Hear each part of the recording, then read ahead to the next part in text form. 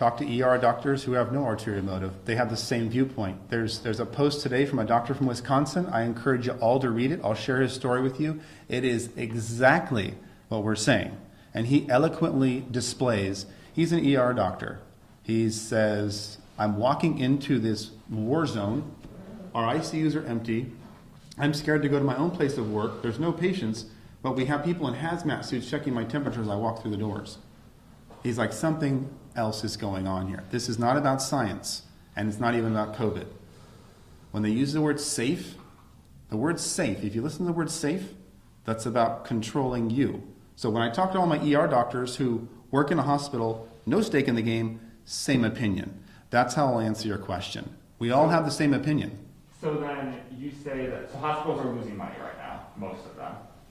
But at the same time, you said earlier that doctors are feeling pressure from hospital administrations to put COVID down as a reason of death, which would presumably instill more fear in people. Doesn't that go against that whole line of thought? Why would they do that if it was going to cause more fear and cause them to lose more money? Exactly.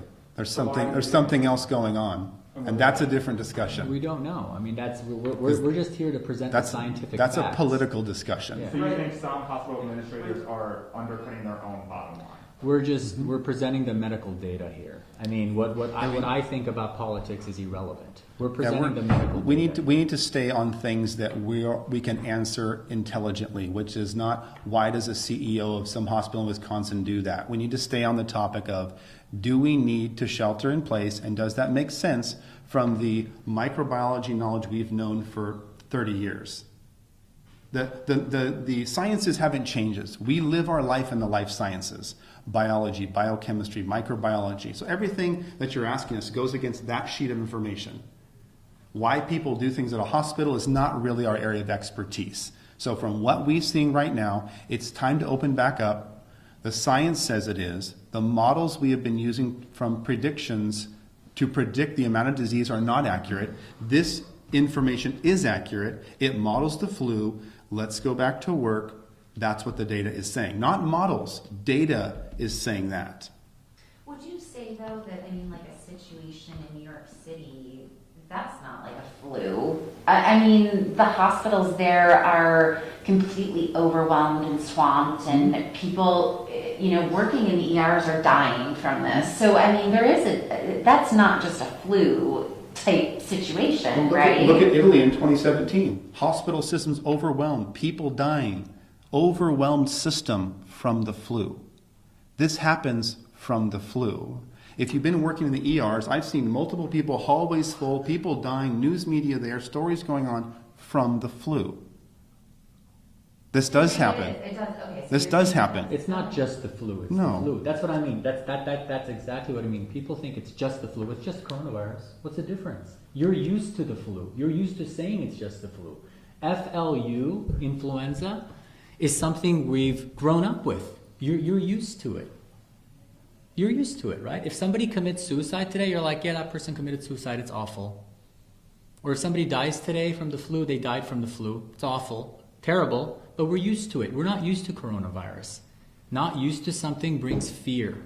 Human beings don't like change. I just, from the things that I've been reading, even, doctors working in the ERs in New York City, I haven't heard any one of them saying, oh, it's similar to a flu outbreak. They were pretty impacted by swine flu in New York City. Mm-hmm. But I haven't heard anybody really say, oh, it's just like swine flu was. Have you? They're getting hit hard. They're a hot zone. And we don't ride subways with 1,000 people in a small car that are this close. They had reasons for the disease. And coronavirus is shown to be very contagious. Let's be clear. It is contagious. We're not saying it's not. It may even be, from what I've read, more contagious and spread more rapid. But the actual cause of death and the disease cycle is similar to what we're seeing from the flu, with more of a respiratory component. And they were screaming for ventilators. What percent of people die on ventilators? 80, 90%? Once you're on a ventilator, if you understand, you're in a bad shape. And they're screaming for 30,000 ventilators that they didn't use, right? They're screaming for a lot of things.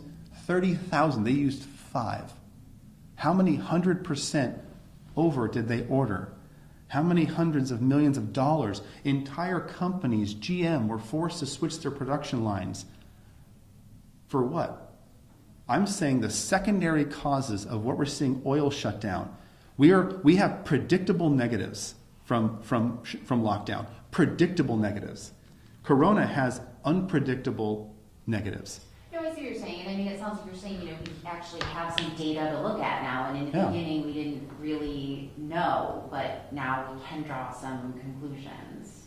And those conclusions that you guys were able to draw, really the entire nation, do you think, respectively, the numbers are low in those ratios that you were mentioning, the fatality versus how many people have them, because we've been social distancing? Now, you don't think it's because, since we started doing these, that those models that our county health shows how effective social distancing is, that's all false? But that's why we went over Sweden and Norway. We went over Sweden and Norway because you have lockdown, no lockdown. Sweden, no lockdown. Norway, lockdown. That's 10 million, that's 15 million people. We have the data. That's what I just went over with you.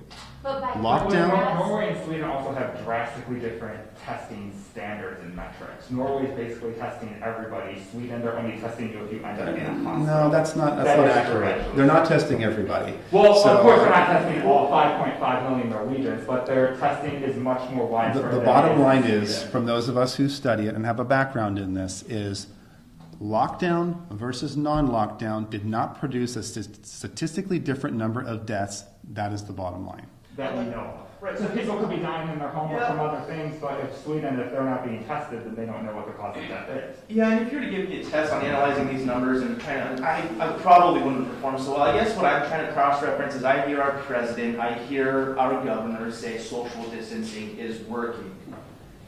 And you guys are saying it's not needed. So I guess that's what I'm trying to wrap my head around. Like, why is that? It was needed initially. Are they lying? Are they lying? It was needed initially. They actually, we both agree with exactly what they did initially because we didn't know. It was an unknown. Now it is becoming known. Initially, when you don't know something, you're extra careful because you're fearful. It's just like when you see a patient and they're very sick, you test for everything because you're scared. You're fearful. But then as you see more of those patients, you realize, hey, I know what to test for, right? It's shotgun effect versus sniper effect, right? So initially when this data came out of a new virus that's lethal, they went all out. And I think that was appropriate. But now that we have the data, we're seeing that 97% of patients completely recover. And those 4 patients that die, they have over 90% comorbidities. Let's run through that one more time. Out of 100 people, if 96 do fine, the 4 that die, 90% of those 4 have comorbidities. Heart failure, emphysema, rheumatoid arthritis, lupus. They're on immunomodulating medications. They're immunodeficient, HIV.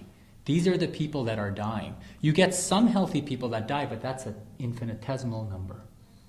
Tiny. So, and you think that differentiation of the conclusions that you doctors are drawing versus them is because they are academics or something along that line? What you were saying? Well, I think we're in the weeds. We work with this every single day, and the numbers don't make sense to us. And they don't make sense to ER physicians and physicians all over the country. It's not just us. Okay. And then my final question, just to make sure we get it right, I think you guys said this. Please get your first or last name or spelling, please. Your first or last name or spelling, please. Thank you, sir. Dan Erickson, that's DANERICKSON. Perfect, thank you. Artin, ARTIN, MASSIHI. Awesome, thank you guys. Thank you guys. Thanks for your time. ARTIN.